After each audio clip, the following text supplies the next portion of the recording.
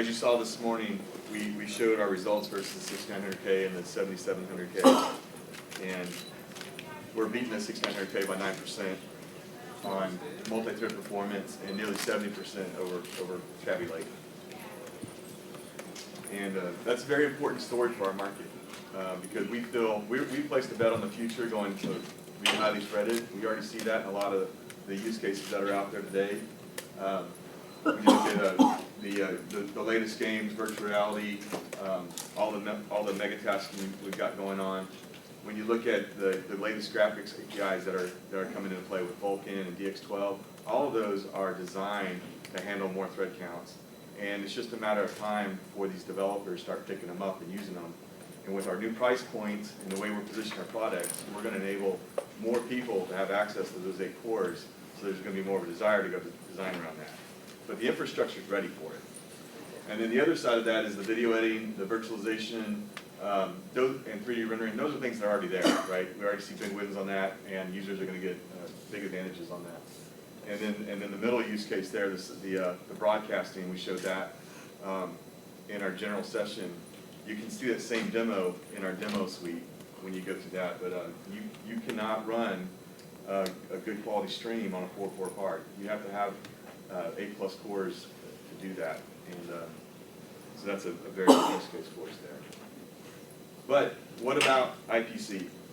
So when we took the same 2 parts, the Broadwell E and the Cabby Lake i7, clocked them to 3.5 gigahertz, and then compared them directly to Summit Ridge Ryzen at 3.5 gigahertz, and you can see we're within 3% for IPC on Cinebench on 6900K, and within 7% at Cabby Lake.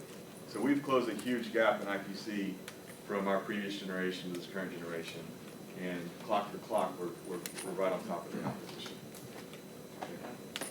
Pause for just a second on questions if you have any.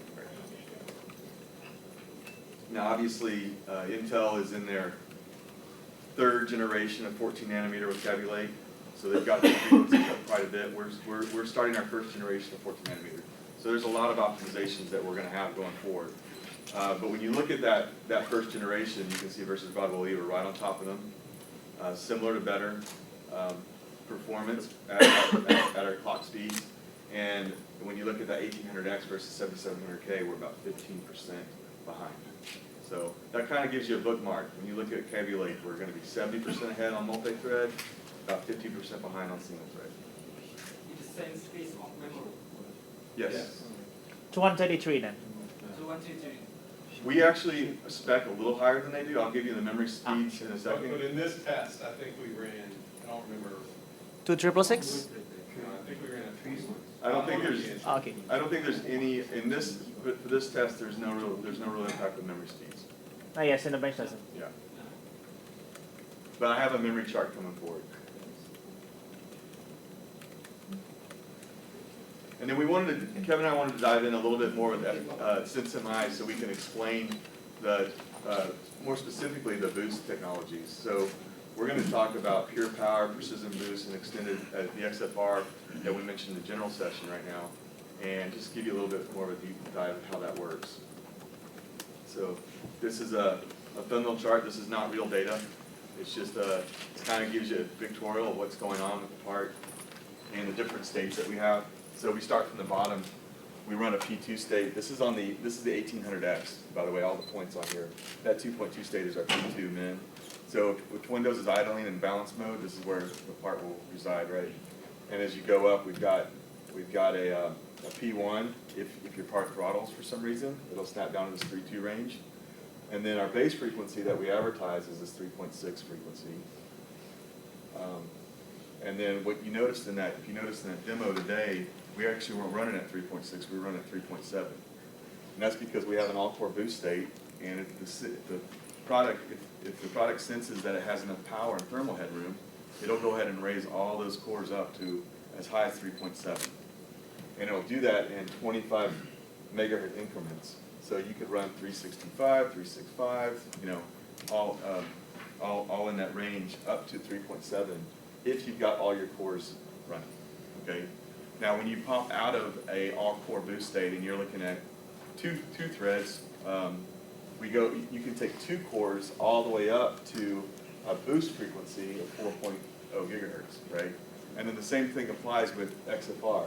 If your cooling is better than what we spec, and you've got enough voltage, you can actually run your clocks as high as 4.1, and that's what we call XFR. So in that demo today, we had really good cooling on it, and it sat there. When we ran Cinebench NT, it pegged at 3.7, and we ran Cinebench 1T, it pegged at 4.1. Okay. Excuse me. So the XFR will engage mostly in lightly threaded application like single thread application. Or Yeah, if you run in Windows performance mode, you'll get up to 2 threads on 2 different cores. okay, That can go up that high. I think our competitor only has one core. I see. And if you're in balance mode, you can actually get 4 threads because you won't pop it out of that mode until you hit a third. You won't go into a third core state until you use up your first 4 threads. I see. So there is we need to set our Windows power management to high performance to see the XFR. No, you'll get it out of either one. Oh, okay. You'll get it out of either one. Yeah. Can you disable the XFR on the BIOS, or is it inside the CPU? No, you can't disable XFR. Oh, okay. XFR is really like a limit. It's a speed limit that we put in there. Oh, okay. And but we can't promote that as a boost frequency because Because it's opportunistic. So we're trying to support an infrastructure. So based on the infrastructure that part sits in, the boost clock is what we can guarantee. okay. And if you have a better cooling solution than that infrastructure defines, then you can move up automatically. So it gives people, it's really good for the cooler guys because now we're giving people a reason to go buy better coolers, right? The other thing to mention about XFR is we have a lot of ideas. This is the first instantiation of what we think is a very powerful technology. And so stay tuned. Right now, 100 megahertz of extra automatic frequency, pretty cool. But we have a lot of ideas for how to maybe make the headroom higher and have other modes for how to get in and out of it. So this idea of we have all these sensors on the part and we know so much about the user behavior. Why not use it to give them a better experience automatically if they're not comfortable using an overclocking tool? So it's a very powerful concept that we're just scratching the surface of with this part today. So we got hundreds of sensors on the die. We are getting data from those sensors in 1 millisecond intervals, feeding that back through this, and then we're able to step change in 25 megahertz intervals from a frequency perspective. So there's a lot of fine-tuned control in there. The XFR boost can be higher than these 100 megahertz and 200 something. We've limited at 4.1 for the sake of quality right now. There's a lot of modeling that goes into it when you get above that frequency, and we wanted to make sure we wanted to give something to the end user, but we also wanted to guarantee a very good quality experience for this first product. So as we learn more about it and we can guarantee that quality, we'll raise that number. But in some cases, I don't know the size of the die of Ryzen, but there has been a lot of problem for cooling some CPUs that have small dies. Have you already tested the Ryzen cooling, if it's sufficient with water cooling and stuff? Yes. Yes. That's what we showed on stage today. We had with our water cooler, our part sat at 3.7 and 4.1 for those 2 states. The headrooms for everything XFI is basically 100, set at 100 now. The other processors? It's a per OPN decision that we make. So the amount of XFR varies by SKU. The X parts will all have 100. We may have more than that on future products. The non-XFR parts will have less than 100.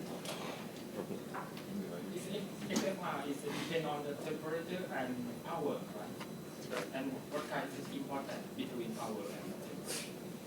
It's mainly the Small method. this state is mainly temperature. Main temperature. Yeah, this one is actually driven more by power. And what happens if you have to take like a hot room? If we working on the hot zone, hot country like me, is normal temperature maybe 30 degrees Celsius. Yeah. It's very hot. It'll be harder for you to stay in XFR. Yeah,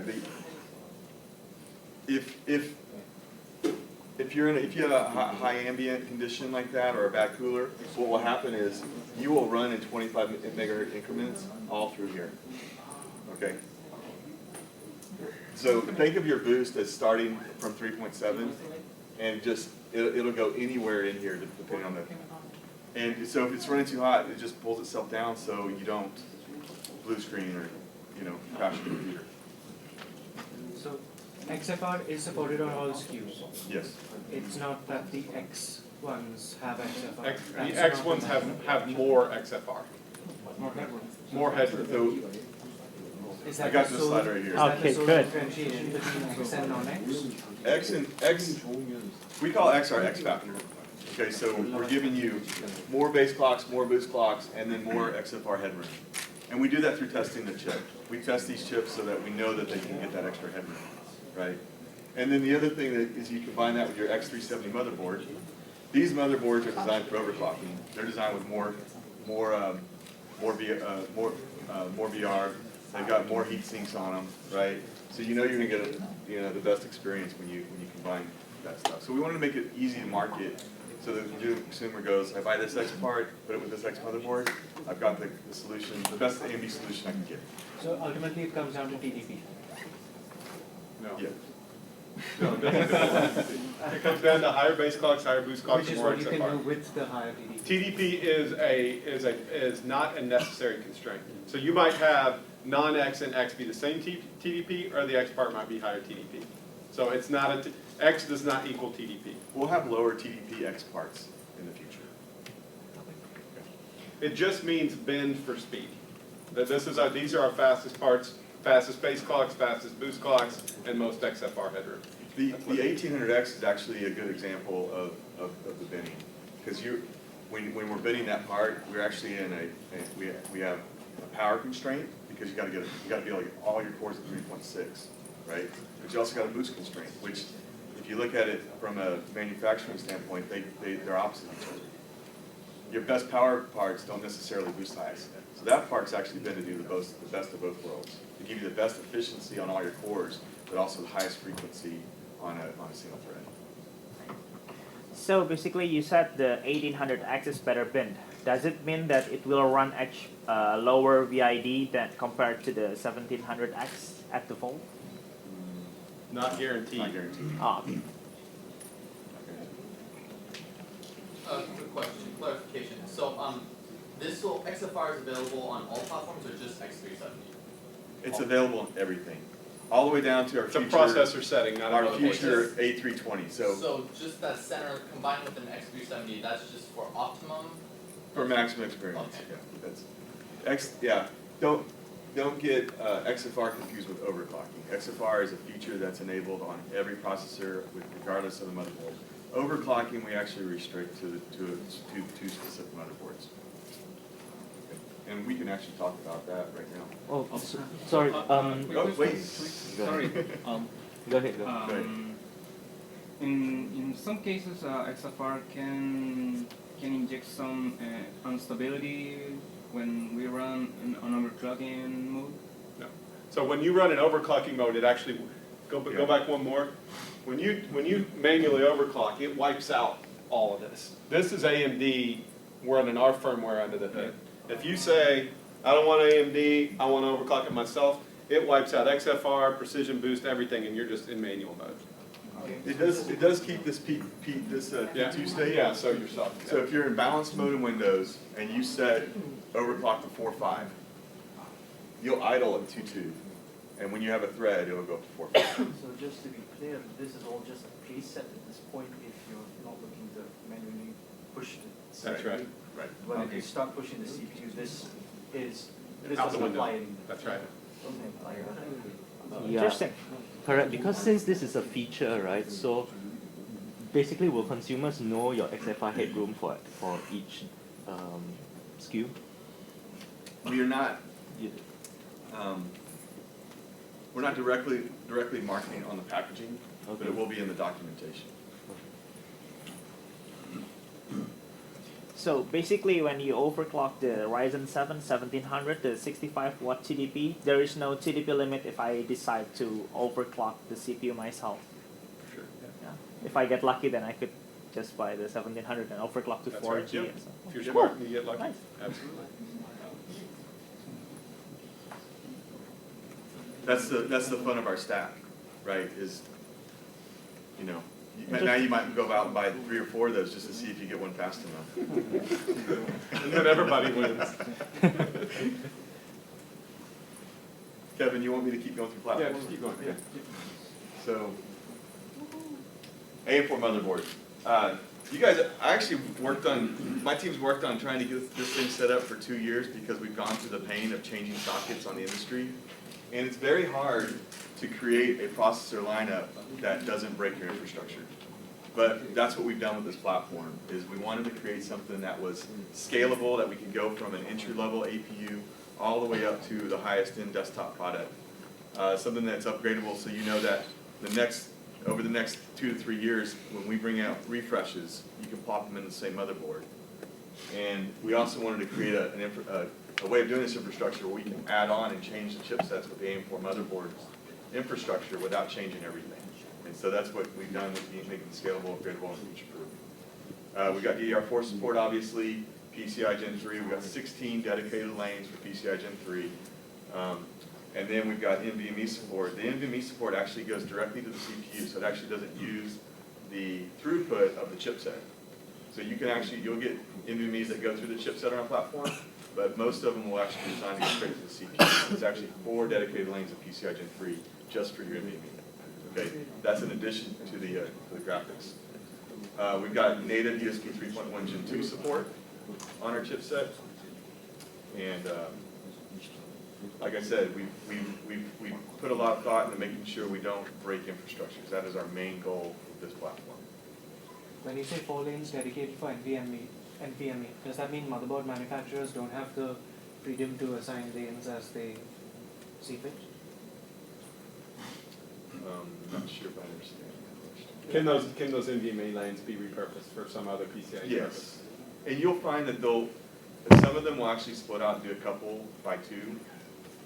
They may put SAT off of it. They can also put SAT off of it. So there's a variety of options they can use those 4 lanes for, but they're all directly related to storage. So think of it as 4 PCIe lanes directly purposed for storage. Okay.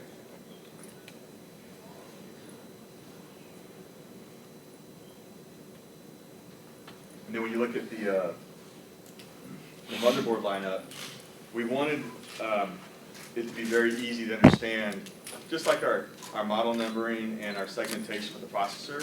It needs to be easy to understand of how to match it up. So that's why we chose our chipset naming. We've got an X370. The X in that processor, again, is the X factor, but it's also Crossfire. That's the only platform that will support Crossfire. And that platform also supports overclocking. So similar to your Z170s, Z270s, that X370 will be a similar class motherboard. And when you go through the wall of motherboards downstairs, you'll see the same feature sets on those things. So they're beautiful motherboards. B350 is probably trying to target that same market that we did really well with the 970 chipset with FX. Gamers who like to overclock. The one thing that we did that the competition doesn't do is we pulled overclocking down another price point, because we wanted to give a little bit more features. So in addition to now having that full stack of processors, you've got a good solid price point for overclocking in your motherboard stack. And then the A320, one of the things that I think we've done wrong in the past when we've given away overclocking is we've allowed it on the full stack. And as a result, you get a lot of very bad experiences on your low-end motherboards because they're not built for overclocking. So by restricting on the A320, it allows us to create a lower cost solution motherboard for the value market without having to worry about the quality concerns of overclocking. Excuse me. For the B350, you said it support overclocking. So does EMD give the motherboard manufacturer like guidelines to make B350, or are they free to make whatever they want with B350? I mean, for example, we saw right now that the X370 motherboard has better VRMs, better cooling, and then the B350 is somewhat less. Are they allowed to make like a full-fledged B350 with like 8 phase VRM or more? They can go as high or low as they want on B350. Okay, so we've guided them. We said, look, we want you to build in headroom so it can overclock, right? But the reality is we don't have much control over that, and they're going to be hitting markets with that B350 that will be all over the map. But the true low-cost motherboards, I think they'll push into the A320. Okay. So, We can see here an equivalent for X99. Okay. But my question is, AMD is not interested in this market with quad-core 40 lanes, or it's not the time to worry about this market? It's enthusiast, really enthusiast market. I think there's interest from us, so it's not that we're ignoring it. We're just focused on making this product the best we can right now. Why Would you like us to do something like that? Myself, quite no, but I know a few people that would like, just for the sake of the word, my processor wants 40 lanes and wants quad channel, and okay, thank you. But myself, no. Do you have one? Yeah, why separate chipsets for SFR? For which? Small form factor. Oh, okay, so let me explain that. We're able to, because of the way we've architected a lot of the chipset IP onto the CPU, we're able to actually pull that IP off the motherboard with these smaller chipsets. And we designed those specifically for small form factors to, one, lower the cost of the motherboard, but also make it easier to build a motherboard. With this layout, it's possible to make an STX form factor on 4 layers with one of those X300 or A300 chipsets. So our competition. It's a physically different chipset that enables smaller form factors. How? What exactly is it? It's physically different, which means it doesn't carry the same amount of I/O as the ABX 320, 350, I and think that would be a 370. matter of space, isn't it? Yeah. It's a matter of space. Question, if clarification is available for the enthusiast small form factor, there is a question, is it necessary considering if it's small, why need for, as is described in the description of their Crossfire SLI? Because you can. Because you can, and because bifurcation isn't always used for graphics. So it's more about cost. It's about enabling a lower cost thing, which might or might not be a smaller size. Lower cost and less complexity. Right. For the Core 5 with APU included. Sorry? Core 5 with APU included. Because the same platform. Okay, I see what it is doing. Yes, you can the hybrid Core 5 with the APU. I'm sorry. He's asking about hybrid crossfire with APU, future APU. Please don't. Yeah. Please don't. You know, we've had APUs in the market, and we've had some success with that. But what we found is that, one, it's really hard to implement. Number two, not a lot of people use it. The people who really care about that stuff end up buying a graphics card that's so big that your ratio becomes out of whack and you can't get it anyway. So we've kind of reversed our thinking on this. We want to make platforms that are really good with graphics cards, and we want to make platforms that are really good for APUs. If you want a lot of graphics, we're probably not going to toy with that in between. We're going to be more purist because that's the best experience we can give you. Middle ground whatsoever. Sorry, no middle ground whatsoever. No, all we're saying, I think all he's saying is the hybrid crossfire idea, while elegant on paper, was very painful to implement and never really delivered the value that we wanted. So probably not going to emphasize it a lot. We will have special cases on our future APUs. We're planning refreshes to this in the future, but more than likely these chipsets will last for quite a while. Because when we bring out refreshes, they'll typically be higher In the same socket. Same socket. We're not changing the socket. I know changing cooler mounting again. The cooler. The is cooler? mounting. Cooler mounting. Cooler mounting. Yeah, the cooler mounting has changed. Let me give you a picture. So there's our full stack and our chipset stack, right? We just went over that. We also talked about Ryzen Master Utility. We'll spend a second on this before we move on. This is our spec frequencies. Okay. So this is the official one. This is the official spec, right? Okay, because I saw 3200 working. So that's what, yes. But there are some memories like over 3,000 to 4,000 like core clocks for Right. memory, but they support for the AMD Ryzen. We can run them, but just like Intel does, they don't officially spec something. There like is that. no JEDEC spec for Yeah. memory that fast, so we cannot guarantee support. So it's exactly the same situation as Intel. It's just like overclocking. Basically, it's memory overclocking. So you'll get, we've gotten speeds in above 3 in our labs and stuff, stable. So you can run there, but it's just not, this is the only JEDEC specs that are supported right now. Will Ryzen support any kind of like memory profile like your AMP before, or is it there? Can manufacturer implement their own like XMP table translation for the AMDs? It's, yes, but that is something that's going to take a little time to grow. Okay. All right, you guys were asking about coolers. Let's touch that real quick. We'll wrap on the coolers. So we've got 3 types of coolers that have come out: a Wraith Stealth, Wraith Spire, and Wraith Max. The Wraith Max is only available to SIs. Okay, we're not actually shipping that to the channel, and the reason why is because that buyer in the channel typically likes to pick their own cooler, right? So it's a waste of money for both sides if we throw that out there. RGB, Yes, every Ryzen 7 that ships with a cooler will come with a 4-pin RGB light control that can go into your motherboard, so it can light up like everything else in your chassis. Sorry, just one last question. Regarding the coolers, none of these coolers will ship with the 1800X, right? Right. The only Ryzen 7 that will ship with a cooler is the 1700, and it will ship with that Wraith Spire that you see in the middle. But not Max. Right. The Max will show up in SI systems if they choose to use it. System integration. System integrators. You'll actually see them in the demo room. Several Wraith Maxes in them.